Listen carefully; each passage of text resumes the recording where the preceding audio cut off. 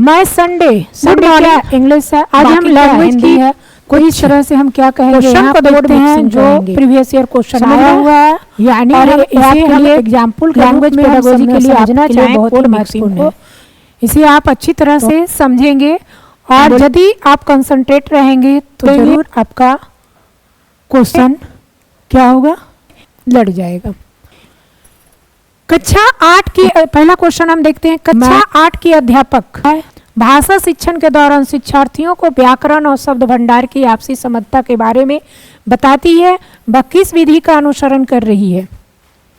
अब कह रहा है कि कक्षा 8 की अध्यापक है, भाषा शिक्षण के दौरान शिक्षार्थियों को व्याकरण और शब्द भंडार की आपसी समझता के बारे में बताती है, तो ये क्या हो जाएगा, आपका कार्यात्मक नहीं होगा, सामाजिक सांस्कृतिक मॉडल नहीं होगा, विद्या मॉडल नहीं होगा, हिंदी इंग्लिश और हिंदी मिला करके एक ही वाक्य में हम यूज कर रहे हैं, वो क्या हो जाएगा, इंग्लिश हो जाएगा, क्या हो जाएगा, क्वेश्चन नहीं था। मानवीय मस्तिष्क में भाषा अर्जन होता है, इसमें कोई क्या है, संवाद में जब लैंग्वेज एक्विजिशन वाक्यों का पहले से ही मौजूद हिंदी और जिसके माध्यम से परिवेश में मौजूद भाषाओं का अर्जन होता है, यह कथन किसके सिद्धांत कोड क्या है, पहली बात आप समझ लीजिए, यहाँ पर हम एक ही बात ले बाय इसकी क्या है, में ये सामाजिक सांस्कृतिक अंतःक्रिया को दर्शाता है, ये सामाजिक सांस्कृतिक अंतःक्रिया को दर्शाता है, हिंदी को मिला करके, यानी बच्चा क्या करेगा, समाज के साथ इंटरेक्शन कर करके, संस्कृति के साथ इंटरेक्ट कर करके बच्चे भाषा को सीख लेते हैं। ये समझिए आगे के में क्या है, डायग्लोसिया, बच्चे भाषा का डायग्लोसिया कहने डाई मींस दो, आयु, जैसे जैसे भाषा बात आयु बढ़ेगी, डायग्लोसिया व्यक्ति अपने व्यवहार में दो भाषा का प्रयोग करता है।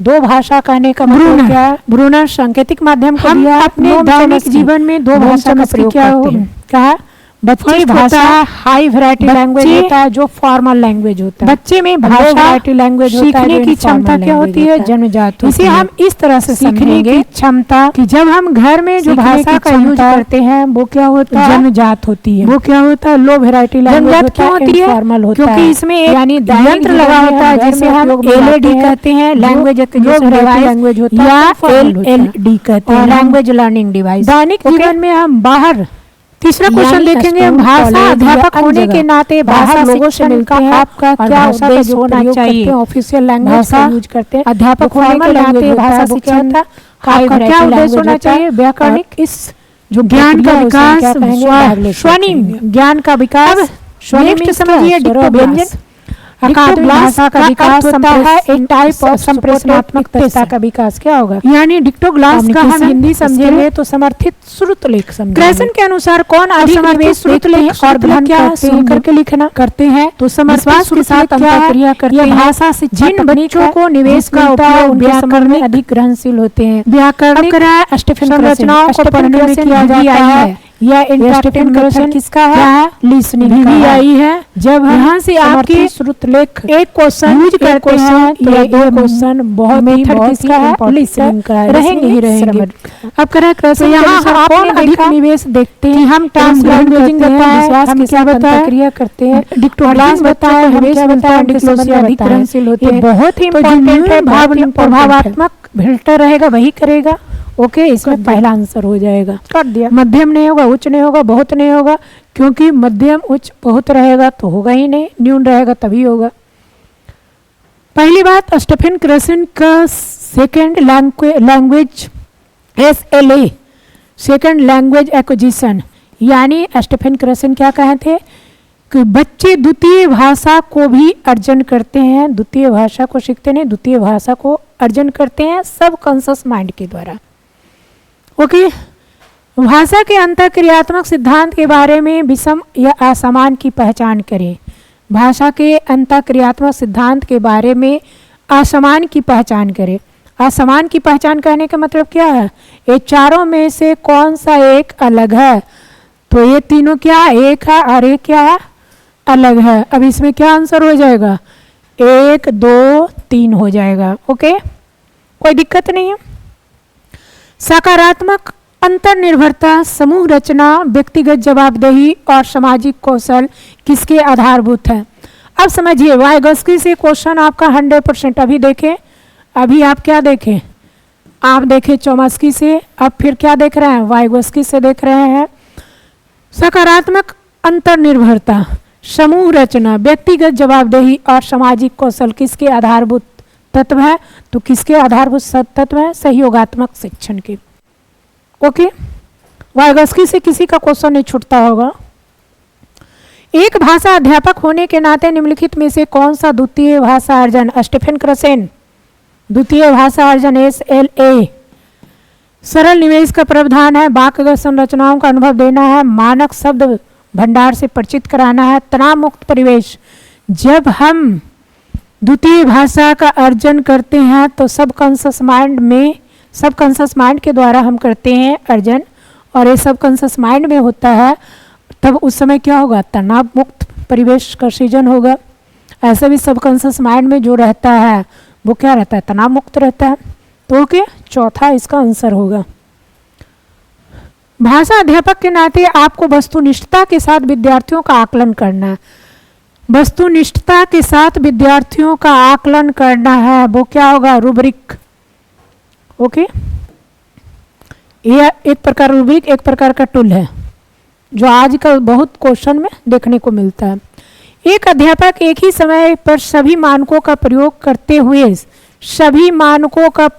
करते हुए विद्यार्थियों द्वारा किए गए कार्यों की समग्र गुणवत्ता का आकलन करते हैं। जितना सारा एक विद्यार्थी जितना सारा कार्य किया है उसके समग्र गुणवत्ता का हम क्या करेंगे? आकलन करेंगे। उस अध्यापक के लिए कौन से रूब्रिक अधिक सहायक होगा? अब समग्र गुणवत्ता का हम आकलन करना चाहते हैं तो क्या होगा? समग्रतावादी होगा रूब्रिक। आइए, समग्र भौतिक प्रतिक्रिया यानी क्या है? Total physical response, total physical response. TPR आजकल देखा जाता है NEP 2020 में जो एक्टिविटी हो रही है TPR के द्वारा हो रही है। शिक्षक एक्टिविटी करवा करके टॉपिक को क्या कर रहे हैं? पढ़ा रहे हैं। ये क्या? गत्यात्मक गतिविधि के साथ मौखिक अभ्यास से सफल प्रत्यास्मरण की संभावनाएं बढ़ जाती है। 100% सही है। द्वितीय भाषा अर्जन बच्चे की प्रथम भाषा अर्जन के समानांतर प्रक्रिया है, सही है। इसमें क्या? तीसरा आंसर हो जाएगा। 1 और 2 दोनों सही है। भाषा अध्यापक होने के नाते भाषा शिक्षण अधिगम के बारे में आपका क्या मत है? अब समझिए क्या मत है। देखिए, भाषा अधिगम में बोधगम्य योग्यताएं उत्पादक कौशल से पहले आती है। श्रवण के द्वारा अर्जित कौशल दूसरे कौशलों में स्थानांतरित होती है। भाषा शिक्षण में अर्थ पर बल देना, न कि नियमों पर। भाषा शिक्षण पर्यावरणीय प्रभावों से मुक्त होना चाहिए। मुक्त होगा कि इसमें क्या होगा? युक्त होगा। तो ये आपका चौथा आंसर गलत है। बाकी सब पहला दूसरा तीसरा कहाँ? पहला आंसर है। पहला दूसरा तीसरा जरूर होगा। देखिए, भाषा अधिगम में बोधगम्य योग्यताएं उत्पादक कौशल से पहले आती है। उत्पादक कौशल से पहले व्याख्या करने की अक्ल आएगी तब ना उत्पादक कौशल हो पाएगा। दूसरा है श्रवण के द्वारा अर्जित कौशल दूसरे कौशलों में स्थानांतरित होती है। जब हम सुनते हैं, उसको अर्जन करते हैं, तब ना हम बोल पाते हैं। तीसरा है भाषा शिक्षण में अर्थ पर बल देना चाहिए, ना कि नियमों में। भाषा शिक्षण में अर्थ पर बल देना चाहिए, ना कि नियमों पर। जब हम बोलते हैं तो हम अर्थ पर बल देंगे पहले, बाद में हम विद्यालय जाते हैं तब ना हम नियम पर बल देते हैं। तो ये क्या है? ठीक है, 1 2 3 होगा। निम्नलिखित में से कौन सा भाषा शिक्षण के लिए बोध और भौतिक क्रियाओं के प्रयोग पर बल देता है? ये टोटल क्या हो जाएगा? टोटल फिजिकल रिस्पॉन्स हो जाएगा। दूसरा, आइए, एक अध्यापक क्रिया का परिचय देने के लिए विद्यार्थियों को निम्नलिखित क्रियाएं करने के लिए कहती है। अब समझिए, ये टॉपिक पढ़ा रही है। अपने हाथ धोकर आइए, अपना चेहरा धोकर आइए, अपने बाल संवारे। अध्यापिका किसका अनुसरण कर रही है? परामर्श कोर्स का, कार्य आधारित भाषा शिक्षण का, विषय वस्तु आधारित भाषा शिक्षण का, समग्र भौतिक प्रतिक्रिया का कर रही है। एक अध्यापक विद्यार्थियों को अपने काम की योजना बनाने और साथ साथ आकलन करने के लिए प्रदत्त कार्य की शुरुआत में ही विभिन्न प्रकार के रूब्रिक से परिचित करवाती है। अब कह रहा है कि विद्यार्थियों को अपने काम की योजना बनाने और साथ साथ आकलन करने के लिए प्रदत्त कार्य की शुरुआत में ही विभिन्न प्रकार के रूब्रिक का क्या करवाती है? परिचय करवाती है। उसे हम क्या कहेंगे? समान रूब्रिक कहेंगे। आइए नेक्स्ट, कक्षा 8 में बेरोजगारी पर चर्चा चल रही है। सभी विद्यार्थी अच्छी तरह से भाग ले रहे हैं। अध्यापिका विद्यार्थियों की सहभागिता का अवलोकन कर रही है और जब भी कोई विद्यार्थी अटकता है तो उसे संकेत देती है। संकेत देती है, ये वाइगोत्स्की का बात है। संकेत, सहारा देना, पाड़ देना, मदद करना। यहाँ अध्यापिका क्या कर रही है? विद्यार्थियों को प्रोत्साहित कर रही है। आपको हर एक ऑप्शन लगेगा कि सही है, लेकिन इसे समझिए, विद्यार्थियों को प्रोत्साहित कर रही है, विद्यार्थियों को प्रेरित कर रही है, विद्यार्थियों को किसी ओर ढाल रही है, विद्यार्थियों को क्या कर रही है? मदद दे रही है। संकेत देना, सहारा देना, पाड़ देना। शिक्षा में बहुभाषावाद क्या होता है? शिक्षा में बहुभाषावाद क्या होता है? त्रिभाषा सूत्र शिक्षण अधिगम में शिक्षार्थियों की भाषाओं का प्रयोग। विद्यालय शिक्षा में भाषा नीति, सभी विद्यार्थियों द्वारा अनेक भाषाओं का अधिगम।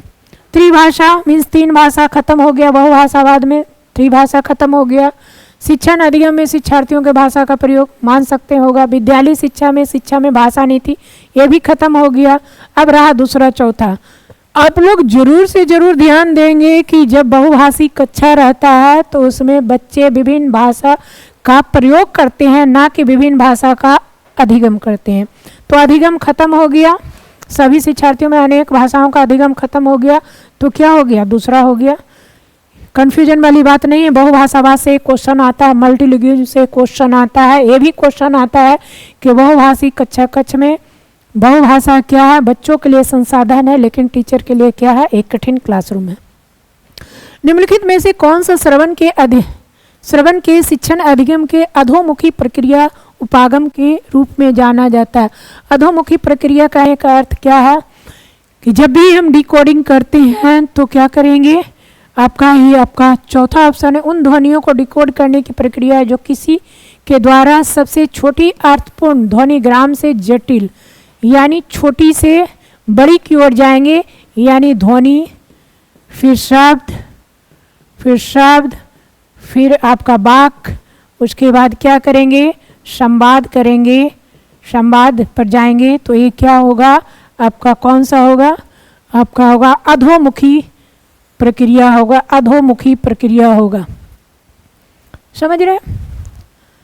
जब भी अधोमुखी यानी ऊर्ध्वमुखी जो भी क्वेश्चन आपका आता है तो इसका हिंदी पर कम ध्यान दीजिएगा, इंग्लिश पर ज़्यादा ध्यान दीजिएगा, क्योंकि आपका जो लैंग्वेज है हिंदी में गड़बड़ रहेगा लेकिन इंग्लिश में सही रहेगा, क्योंकि इंग्लिश में एक ही होता है। कक्षा 3 की एक अध्यापिका अपने शिक्षार्थियों को भोजन और भोजन करने के संबंधी शब्दों का 4-4 के समूह में ढूंढने का कार्य देती है और उसके बाद इन शब्दों का चार्ट पेपर पर लिखकर दीवार पर प्रदर्शित करती है। अब ये समझिए क्या होगा? विषयक उपागम होगा, शब्द जाल होगा, क्रम से रखने का कार्य होगा, शब्द समूह उपागम होगा। पहले बात विषय से संबंधित है, भोजन और भोजन करने से संबंधित शब्दों के 4-4 समूह में ढूंढने का कार्य देती है। उसके बाद चार्ट पेपर पर क्या करती है? लिखकर दीवार पर प्रदर्शित करने के लिए कहती है। ऐसा इसलिए विषयक उपागम में आ जाएगा, विषय से संबंधित है तो विषयक उपागम आ जाएगा। भाषा क्या है? अब ये चारों ऑप्शन आपको लग रहे होंगे कि बहुत ही इम्पोर्टेंट है और सब इम्पोर्टेंट है, लेकिन ऐसा नहीं है। पहली बात, भाषा क्या है? भाषा एक क्या है? संरचना है। भाषा संरचना, व्यवस्थाओं का व्यवस्था है। भाषा क्या है? व्यवस्थाओं का व्यवस्था है। यानी कहने का मतलब क्या है? भाषा की एक व्यवस्थित संरचना होती है, व्यवस्थित संरचना होती है जिसमें क्या क्या रहता है? जिसमें आपका ध्वनि रहता है, उसके बाद क्या होता है? शब्द रहता है, उसके बाद क्या रहता है? वाक्य रहता है, उसके बाद क्या रहता है? संवाद रहता है। ध्वनि में क्या रहता है? स्वर और व्यंजन रहता है, वॉवेल और कॉन्सोनेंट रहता है। शब्द में क्या रहता है? संज्ञा सर्वनाम रहता है। वाक्य में क्या रहता है? सब्जेक्ट वर्ब ऑब्जेक्ट रहता है। और संवाद में क्या रहता है? ये तीनों का उपरोक्त तीनों का मिक्सचर रहता है, उपरोक्त तीनों। समझ गए? तो ये क्या है? भाषा व्यवस्थाओं का क्या है? व्यवस्था है। ओके, ये तीसरा है। ऐसे भाषा संप्रेषण की भी व्यवस्था है, भाषा एक सामाजिक व्यवस्था है, भाषा एक वैज्ञानिक व्यवस्था है, लेकिन सबसे बेहतर कौन है? भाषा व्यवस्थाओं का व्यवस्था है। आइए, राष्ट्रीय शिक्षा नीति 2020 के अनुसार विद्यालय शिक्षा के बुनियादी चरण के अंतर्गत क्या आएगा?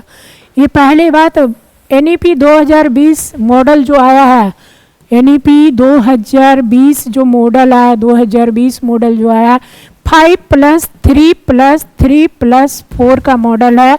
इससे पहले जो मॉडल हुआ करता था वो 10+2 का मॉडल हुआ करता था, यानी फर्स्ट 5, सेकंड 3, थर्ड 3 और फोर्थ 4। अब समझिए, प्रथम 5 वर्ष की विद्यालय शिक्षा होगा। प्रथम क्या होगा? 5 वर्ष की विद्यालय शिक्षा होगा। देन क्या होगा? 3 वर्ष की, फिर देन क्या होगा? 3 वर्ष, और इसके बाद क्या होगा? 4 वर्ष होगा। कक्षा 3 की एक विद्यार्थी एक छोटा सा अनुच्छेद पढ़ते समय शब्दों में ध्वनियों की समानता के आधार पर अक्षरों को रेखांकित करती है। इस कौशल को हम क्या कहेंगे? अब उस अक्षरों को हम क्या कहेंगे? ध्वनियों की समानता के आधार पर। ध्वनि क्या है? जैसे तन, मन, जन, धन, ये सब क्या है? ध्वनि के समानता के आधार पर अक्षरों को क्या करती है? रेखांकित करती है। तन, मन, जन, ये अक्षर को क्या कर रहे हैं? हम रेखांकित कर रहे हैं। तो इस कौशल को हम क्या कहेंगे? ध्वनि विज्ञान कहेंगे। इस मेथड को क्या कहेंगे? ध्वनि साम विधि कहेंगे। आइए, कक्षा 4 का एक विद्यार्थी अपनी कक्षा में अध्यापिका को उत्तर देते समय हिंदी में बोलता है और बीच बीच में अंग्रेजी के वाक्य भी बोलता है। अब समझिए, कक्षा 4 के एक विद्यार्थी अपने कक्षा में अध्यापिका को उत्तर देते समय हिंदी में बोलता है और बीच बीच में अंग्रेजी के वाक्य भी बोलता है। अंग्रेजी के वाक्य भी बोलता है, समझ रहे हैं? एक वाक्य में हिंदी और इंग्लिश मिला के नहीं बोलता है, बीच बीच में अंग्रेजी के वाक्य भी बोलता है। आप हिंदी में पूरे बात को बोल रहे हैं, बीच बीच में जो वाक्य है आप इंग्लिश का यूज कर रहे हैं। ये क्या होगा? कोड स्विचिंग होगा। अब कोड मिश्रण क्यों नहीं होगा? कोड मिश्रण में क्या होता है कि जब हम एक वाक्य में हिंदी प्लस अंग्रेजी दोनों का हम यूज करते हैं, अंग्रेजी दोनों का यूज करते हैं, उपयोग करते हैं, उसे हम कहते हैं, जैसे हम कहते हैं Hinglish, Hinglish, Hindi English. Good morning, एक सेंटेंस में क्या करेंगे? एक सेंटेंस में लोगों से का यूज करेंगे। तो ये क्या होगा? कोड मिश्रण होगा। लेकिन यहाँ क्या कह रहा है? हिंदी का बोलता है, उत्तर देते समय हिंदी बोलता है और बीच बीच में अंग्रेजी के वाक्य भी बोलता है। तो ये क्या कहेगा? कोड स्विचिंग कहेंगे। कोड बदलना नहीं होगा, कोड ट्रांसफर नहीं होगा, खत्म हो गया। चलिए आइए, सीखने के प्रतिफलों का उद्देश्य, प्रोडक्ट ऑफ लर्निंग, यानी प्रोडक्टिव लर्निंग। उद्देश्यों के लिए भाषा का प्रयोग को सीखना, यही तो ऑप्शन है। उद्देश्यों के लिए हम क्या कहेंगे? भाषा के प्रयोग को हम सीखेंगे। शिक्षा में भाषा नीति को किस रूप में जाना जाता है? बहुभाषिक शिक्षा में कक्षा में फेल ना करने की नीति में, मातृभाषा आधारित बहुभाषा में, त्रिभाषा सूत्र में भाषा नीति को किस रूप में जाना जाता है? बहुभाषिक शिक्षा के रूप में जाना जाता है। संरचनात्मक फॉर्मेटिव आकलन का अर्थ है, फॉर्मेटिव आकलन का अर्थ क्या है? रचनात्मक आकलन का अर्थ क्या है? बहुविध विधियों के माध्यम से सतत आकलन, कंटिन्यूअस असेसमेंट, पहला ऑप्शन है। तुकबंदी और गीत क्या है? भाषा से परिचित कराने के लिए भाषा निवेश है, कंठस्थीकरण के लिए सामग्री है, मूल सिखाने के लिए, शब्द भंडार के लिए सामग्री है, भाषा से परिचित करवाने के लिए भाषा निवेश है। कक्षा 1 की अध्यापिका अपने शिक्षार्थियों को कहती है कि उनका जो भी मन कर रहा है वे दीवार पर आड़ी तिरछी रेखाएं बनाएं, चित्रकारी और लिखें, करें या लिखें। वह यहाँ किस बात के लिए प्रोत्साहन दे रही है? आरंभिक साक्षरता के विकास के लिए। छोटे बच्चे को कहते हैं कि पेन थमा देते हैं या कुछ जो लिखने का चीज होता है, विषय वस्तु होता है, उसे थमा देते हैं, कहते हैं बेटा लिखो। अभी क्या कर रहा है? आरंभिक साक्षरता के विकास के लिए ही तो ऐसा करते हैं। जस्ट फर्स्ट है ऑप्शन। आइए नेक्स्ट, निम्नलिखित में से कौन सा भारत सरकार का कार्यक्रम है जिसका उद्देश्य विद्यालय विद्यार्थियों में भारतीय भाषाओं और संस्कृति को समुन्नत करना है? अब समझिए ये क्या है, कौन सा भारत सरकार का कार्यक्रम है? कार्यक्रम की बात बोल रहा है जिसका उद्देश्य विद्यालय विद्यार्थियों में भारतीय भाषाओं और संस्कृति को समुन्नत करना है। भाषा संगम, भाषा संगम 2015 में कार्यक्रम चलाया गया था, इसी से एक क्वेश्चन पूछा गया है। एक आध दो क्वेश्चन रहता ही रहता है इस तरह का। कक्षा 5 की अध्यापिका विद्यार्थियों को 5-5 के समूह में बांटती है और 6 वाक्यों का एक अनुच्छेद पढ़ती है। शिक्षार्थियों को 2 बार इस अनुच्छेद को सुनना है और अनुच्छेद का अपनी तरह से मिलकर पूर्ण लेखन करना है। जैसा सुना बिल्कुल वैसा नहीं, बल्कि मिलते जुलते अर्थ में। इस गतिविधि को हम किस रूप में जाना जाएगा? इस गतिविधि को किस रूप में जाना जाएगा? अब कक्षा 5 की अध्यापिका है, विद्यार्थियों को 5-5 के समूह में बांटती है। जो है विद्यार्थी उसके 5-5 समूह में बांटती है और 6 वाक्यों का एक क्या है? अनुच्छेद पढ़ती है। विद्यार्थियों यानी शिक्षार्थियों को 2 बार इस अनुच्छेद को सुनना पड़ता है। जो भी शिक्षार्थी है इस अनुच्छेद को क्या करते हैं? 2 बार सुनते हैं और अनुच्छेद का अपनी तरह से मिलकर क्या करते हैं? सुन करके क्या करते हैं? पुनः लेखन करते हैं। जैसा सुना वैसा बिल्कुल नहीं हुआ है। जैसा सुना बिल्कुल वैसा नहीं, बल्कि अपने मिलते जुलते अर्थ में। जैसा हम सुनेंगे वैसा थोड़ी लिख देंगे, नहीं लिखेंगे। क्या करेंगे? मिलते जुलते अर्थ में। इस गतिविधि को हम किस रूप से जाने जाएंगे? इस गतिविधि को किस रूप में जानेंगे? आइए, श्रवण गतिविधि तो नहीं होगा, क्योंकि वो क्या कर रहा है? अनुच्छेद को सुन करके लिख रहा है। तो यहाँ पर वाक्यों का श्रुतलेख नहीं होगा, ये भी नहीं होगा, ये भी नहीं होगा, अनुच्छेद श्रुतलेख होगा। अनुच्छेद को सुन करके लिख रहा है। 30वां क्वेश्चन देखते हैं। शिक्षार्थी के समग्र प्रदर्शन और उपलब्धि को दर्शाने के लिए शिक्षार्थी की सभी अधिगम गतिविधियों और परिस्थितियों का अभिलेख, रिकॉर्ड को हम क्या कहेंगे? पोर्टफोलियो कहेंगे।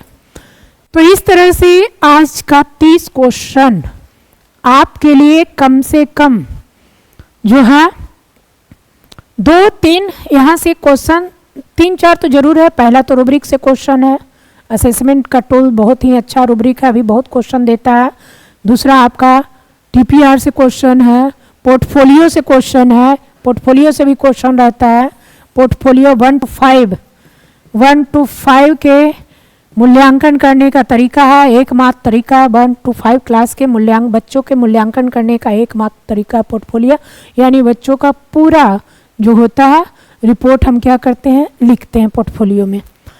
चलिए, इसमें सभी रिकॉर्डेड होता है A to Z बच्चे का। ये आपका खत्म हुआ। ओके।